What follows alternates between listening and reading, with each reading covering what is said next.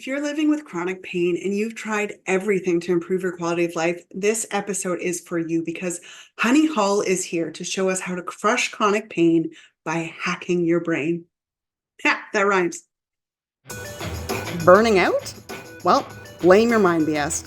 Let's turn it around and make burnout the catalyst for your dream life.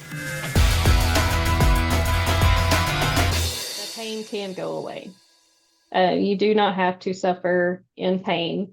With pain reprocessing therapy, it can help retrain your brain to where it doesn't see pain as a, awful, horrible thing. Basically, you become friends with your pain. Now, did you yourself go through a chronic pain journey?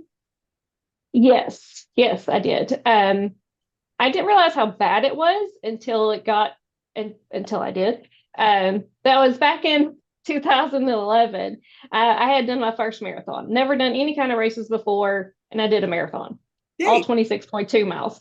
Yeah. And so a couple of days later, I was talking with my trainer, and I was just kind of standing there and just kind of swaying my hips side to side. And all of a sudden, I had this sharp pain in the top of my butt cheek, which is where your SI joint is, sacroiliac joint. And so I had this huge sharp pain there. It was just terrible. It took my breath away.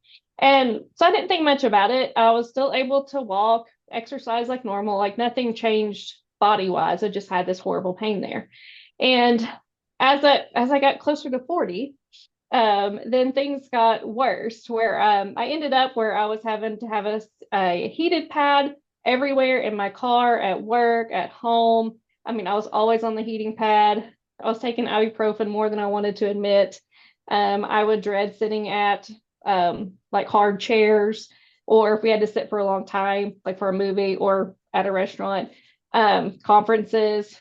I mean, it got to where I had that fear of sitting for long periods of time. Driving was the worst. And my husband and I, we loved to go on road trips. And so that's why we always had to have him in all of our cars.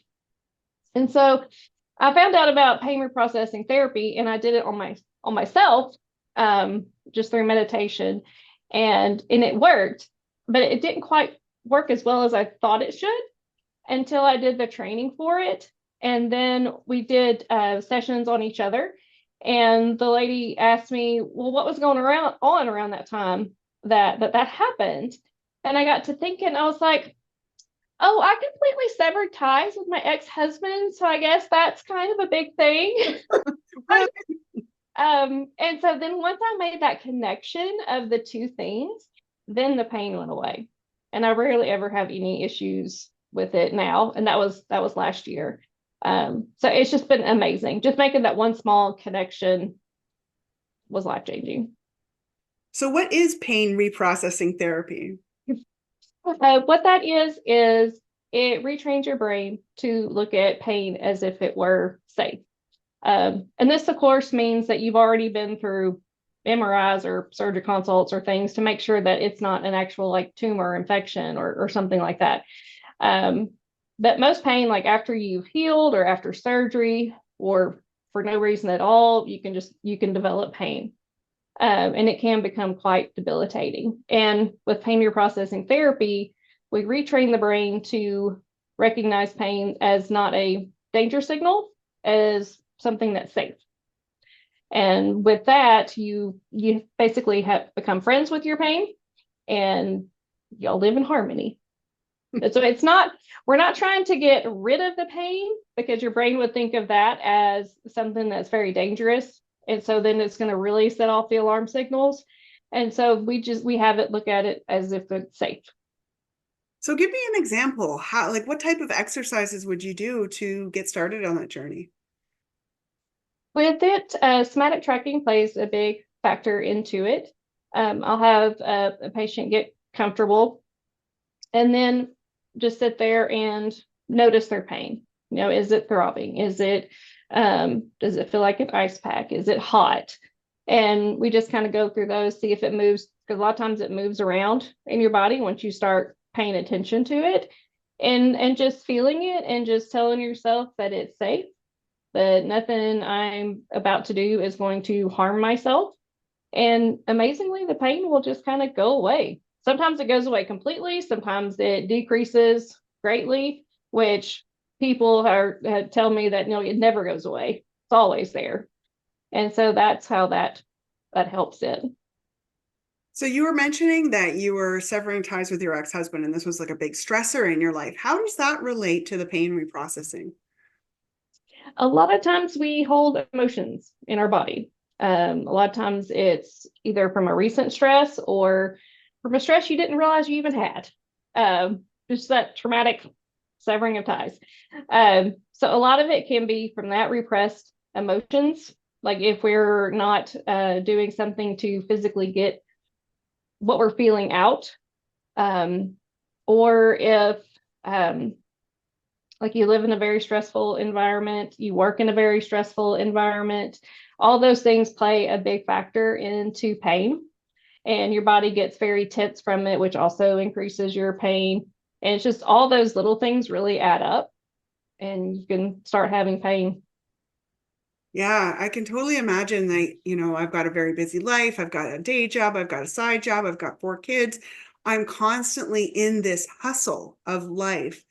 And so, how can somebody who's in that hustle, in that constant stress that you were talking about, be able to do that rewiring and reduce that stress and therefore reduce their pain and stop that cycle? First, it involves finding time for yourself. That's a big one. And a lot of women, especially, feel like that spending time with just yourself and doing nothing is a waste of time when actually it's not. It's very productive. It helps you to just kind of recenter yourself and just pay attention to what do I feel like because you run around so much and you don't even know what your body feels like. And so just not acknowledging how it feels. Um, Taking time out of your day to do that, that's a big one. And it doesn't have to be for a long time. I mean, it's 5-10 minutes. It's not like you have to sit down for a long meditation or anything. It can be something very short. Yeah, that's something that people can incorporate throughout their day, as they're even at work or driving to work. They could absolutely use 5 minutes to Hmm. just sort of scan and recenter. Hmm. Yeah. And then there's also finding what areas are not working in your life. Also, Tell me more about like that. if you have a relationship that you might need to set up some better boundaries with, because people who always want to, well, what we call people pleasers, they always want to make sure everyone else is fine, but they forget about themselves. And so that can play a big factor into it. So a lot of times setting up healthy boundaries to where you don't feel like you're always overexerting yourself by trying to make someone else happy and you're resenting it, and that builds up a lot of anger inside your body too. Yeah, that's a huge holistic approach, right? We are a product of all of these different things. So Hmm. your company, you've got small steps equals big change. Can you tell us a little bit more Hmm. about what you do there and how you help people? What I do is, as a nurse practitioner and as a coach, we approach that the pain reprocessing therapy. I get their, what happened, around the time of the pain, what's happening with their life now, what makes it worse, what doesn't, when does it not hurt? Because a lot of times you can do certain activities and your pain not bother you, but you do another activity and it does. And it's usually the activities you don't want to do, like work, that really makes it worse. And so trying to find those little things and just seeing how their life is. Because a lot of times with pain, it does involve shuffling some things around in your life. And with coaching, I can help you see where those areas are and then co-create a plan with you to make some adjustments. And so if somebody's watching this right now and they're like, yes, I'm in, I want to get started on this journey, what would you recommend for them? I would recommend trying the meditation, just spending a few minutes doing that. They can always contact me at Small Steps Equals Big Changes, and I would be happy to do a free coaching session. The first 1 to 2 are free, so you can get to experience what we're talking about and see if it works for you. And if it does, then we can go from there. So when you say the meditation, is that just the body Mhm. scan you're talking about, or is there something that can walk people through the process? I really like to do what's called yoga nidra, or there's another name for it, but yoga nidra, where you systematically relax each body part. And so that kind of sets you up for a good relaxing moment so that you can just concentrate on your pain while everything else is relaxed. And you can do that pretty quickly. You can just do, scalp, eyes, shoulders, arms, chest, hips, knees, feet, just kind of go down like that. And you can do that in your car, and that helps get you in a place of relaxation, which then can help you be able to see what's going on in your body. Yeah, perfect. And people can find yoga nidra everywhere. Like, it's a very popular modality. There's lots of apps. You can find meditations on YouTube if you search for it. And then I love how you're just sort of adding that reflection at the end of it, where it's like, okay, what am I feeling in my own body right now? And so that seems like a very simple way to get started. Okay. So Honey has some videos on Facebook that you can watch to learn more about what she does and how you can start on this journey to reduce your chronic pain. I will put all the links in the descriptions below. And Honey, before we sign off today, is there any last words you want to leave our audience with? That you can be pain-free or have significantly less pain. It is possible. I would love to help you do that. Fantastic. I'm sure that's going to bring hope to a lot of people. And it's so interesting. I love how science is starting to blend all of the different modalities and find much more transformational and holistic approaches. So thank you so much, Honey, for joining us today, and we will talk to you soon. All right. Thank you. Bye. Let's get effed. Fulfilled. Subscribe below and see if we can make that happen.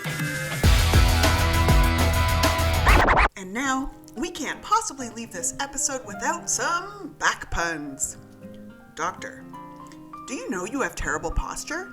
Patient, well, yes, I have a hunch.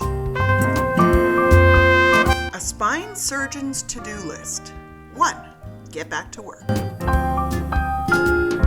Somatic treatment can help you if you put your back into it. Erg, I had to break up with me spine. It was holding me back. And finally, I told my chiropractor that my spine was already in alignment, but he proved me wrong, and so now I stand corrected.